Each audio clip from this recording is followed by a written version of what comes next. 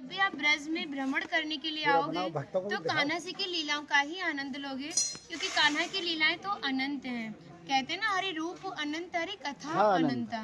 लेकिन जब भी आप भांडीर वन में प्रवेश करोगे, कभी शास्त्रों का अध्ययन करोगे या किसी के मुखार विंद से श्रवण करोगे तो ज्ञात होगा कि भांडीर वन में एकमात्र लीला नहीं है, यहाँ पे हमारी 14 लीलाओं का उल्लेख है। प्रथम लीला श्री जी के विवाह की मानी जाती है, लेकिन सबसे बड़ा ग्रंथ श्रीमद् भागवत जी को माना जाता है। आपने उसका अध्ययन श्रवण किया हो तो राधा रानी का नाम उसमें आता है, नहीं आता? श्रीमद् भागवत में नहीं आता, बिल्कुल नहीं आता, क्योंकि सुखदेव जी राधा रानी को परम गुरु मानते थे। जब राधा रानी का नाम ही श्रीमद् भागवत जी में नहीं दिया तो विवाह का उल्लेख कैसे हो सकता है? लेकिन श्रीमद् भागवत जी को छोड़ के 12 ग्रंथ ऐसे हैं जो हमारी लाडली जी के विवाह का उल्लेख करते हैं।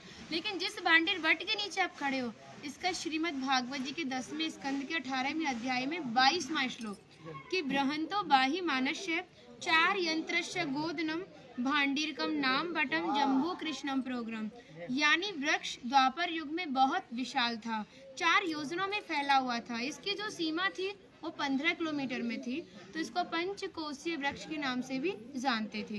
कान्हा जी इन्हीं की शाखाओं पर चढ़ के यमुना मैया को आर पार किया करते थे। मान्यता है कान्हा जी की जो 9 लाख गाय थी दोपहर के समय इसी वृक्ष के नीचे बैठ के विश्राम करती थी। तो माता जो भी माखन मिर्ची रोटी इत्यादि प्रसादम में रख देती थी, सभी ग्वाल वाल एकत्रित होकर दोपहर का भोजन करते थे। और भांडीर वन में सबसे बड़ा विशेष पर इसी प्रसादी का बताया गया है, क्योंकि आप कभी किसी विवाह में जाते हैं तो बिना अन्न प्रसादी के नहीं आते। आप तो लाडली जी के विवाह स्थली आए हो। यहाँ पर जो दुर्वासा मुनि थे, जो दूब घास होती है उसी का रसपान करते थे। ब्रज की गोपियों ने इसी वट वृक्ष के नीचे उनको 56 प्रकार के व्यंजन खिलाए थे।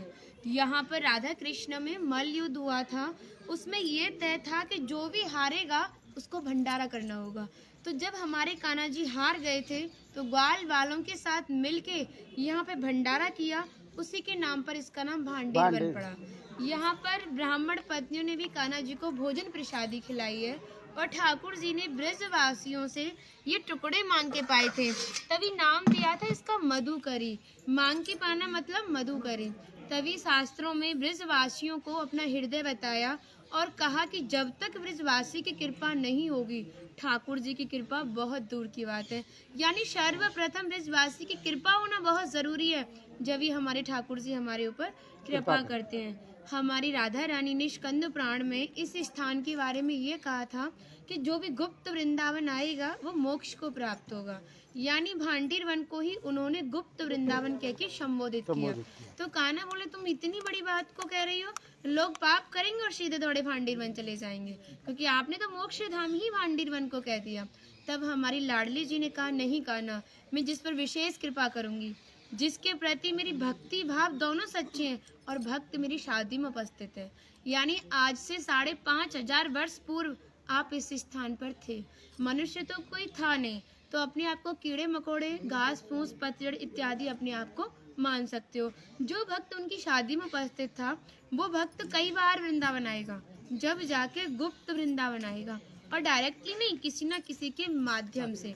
इस स्थान तक पहुंचने के लिए माध्यम का होना बहुत जरूरी है, और सारा श्रेय भी माध्यम को जाता है, क्योंकि माध्यम ही हमें ऐसे दिव्य स्थान पर पहुंचाता है। और जो भी भक्त भांडीर वन में प्रवेश करेगा, प्रवेश करने से जो कान्हा ने 14 लीलाएं भांडीर वन के अंदर की हैं, उनके दर्शन मात्र का फल प्राप्त होगा। और जो भी यहाँ की एक किनका प्रसादी पाएगा और एक रात्रि निवास करेगा, वो इस ब्रज गौलोक धाम से वैकुंठ गौलोक धाम को जाएगा, क्योंकि जो हमारे ठाकुर जी ने गौलोक धाम को इस 84 कोस में ही बांटा है। आप यहाँ पे जो भी दर्शन करोगे वो प्रकृति की देन के हिसाब से और मानव निर्मित दर्शन है, लेकिन आप गौलोक धाम में जो भी दर्शन करोगे वो ठाकुर जी के हिसाब से हैं।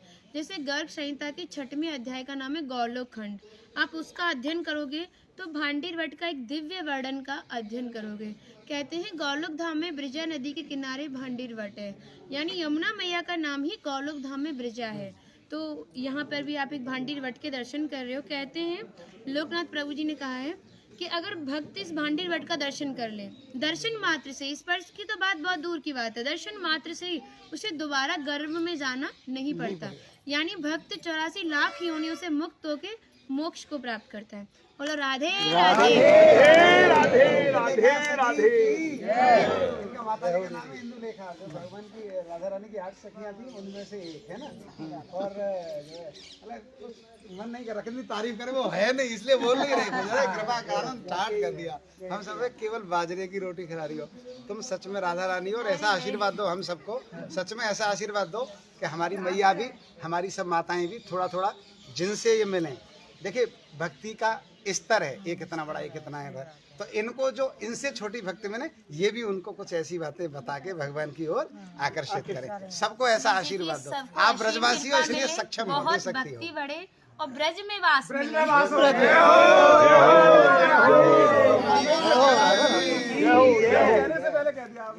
मंदिर परिसर में आप देख रहे हैं ब्रह्मा जी द्वारा राधा रानी और भगवान कृष्ण का विवाह संपन्न कराया जा रहा है। जय श्री राधा। श्री राधा कृष्ण का पौराणिक विवाह स्थल भांडीर वन। हम लोग आ गए हैं भांडीर वन, श्री राधा कृष्ण विवाह स्थल, उत्तर प्रदेश ब्रज तीर्थ विकास परिषद का यह भांडीर बिहारी ब्रज विकास ट्रस्ट द्वारा प्राचीन मंदिर राधा कृष्ण विवाह स्थली आप देख सकते हैं। मान्यता है कि यहाँ पर श्री राधा रानी और श्री कृष्ण भगवान का विवाह हुआ था। और यह माठ तहसील के पास एक स्थान है। और ये जो कथा लिखी है वह लिखा है श्री राधा कृष्ण विवाह वर्णन। एक दिन नंद बाबा कान्हा जी को गोद में लेकर भांडीर वन गाय चराने आए। श्री कृष्ण की माया से बहुत तेज आंधी, बारिश, तूफान आने लगा, जिससे घबराकर नंद बाबा कान्हा जी को छिपाने लगे।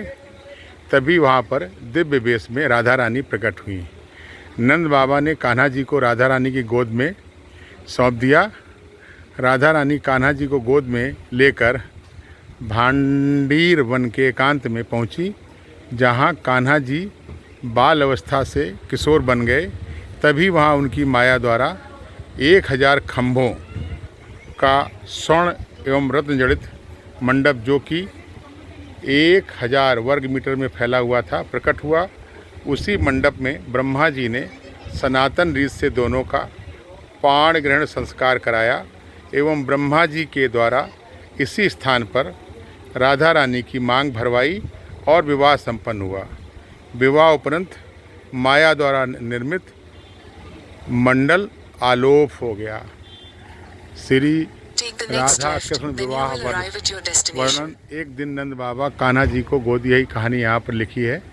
और ये अब मान्यताएँ हैं सनातन धर्म की। जय हो श्री राधा रानी। भांडीर वन विवाह मंदिर का इतिहास। इस मंदिर का इतिहास हजारों वर्ष पुराना है, जिसका वर्णन हजारों वर्ष पूर्व ब्रज यात्रा पर आए महापुरुषों के लेख से प्राप्त होता है। इस मंदिर का वर्णन चैतन्य महाप्रभु और बल्लभाचार्य महाप्रभु जी के लेखों में मिलता है। बल्लभाचार्य जी अपने धर्म ग्रंथ ईष्ट सिद्धांत में इस मंदिर के बारे में लिखते हैं। भांडीर वन में दिव्य गृह विराजमान है, जिसमें ठाकुर जी श्री राधा रानी की मांग भर रहे हैं, जो विवाह का दर्शन है। और इसी मंदिर में मैंने अपनी दिव्य दृष्टि से राधा कृष्ण के विवाह के दर्शन प्राप्त किए हैं। अतः वह लोग बहुत भाग्यशाली हैं जिन्हें यह दर्शन प्राप्त होता है। इस मंदिर को सन 1757 ईस्वी में अहमद शाह अब्दाली जैसे क्रूर शासक ने तोड़वा दिया था।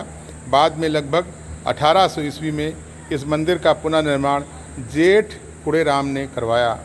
अतः अनिश्चित काल से ही इसमें ब्रज की प्राचीनतम विग्रह, जिसमें ठाकुर जी श्री राधा रानी की मांग भर रहे हैं, विराजमान है। जय श्री राधे।